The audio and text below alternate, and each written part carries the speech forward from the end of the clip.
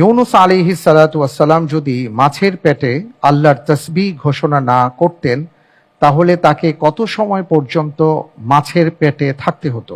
এ, এক নির্দিষ্ট সময় পর্যন্ত, বি, আল্লাহর ফয়সালা আসা পর্যন্ত, সি, 40 বছর পর্যন্ত, ডি, পুনরুত্থান দিবস পর্যন্ত।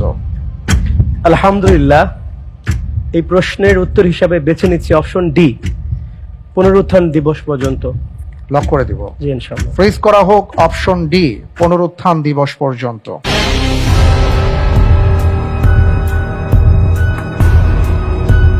আপনি বলছেন ইউনুস আলাইহিস সালাতু ওয়াসসালাম যদি তাসবিহ পাঠ না করতেন মাছের পেটে থেকে, তাহলে কিয়ামত পর্যন্ত তিনি সেখানেই থাকতেন। আপনি যে উত্তরটি দিয়েছেন আপনার উত্তরটি সঠিক উত্তর। আলহামদুলিল্লাহ।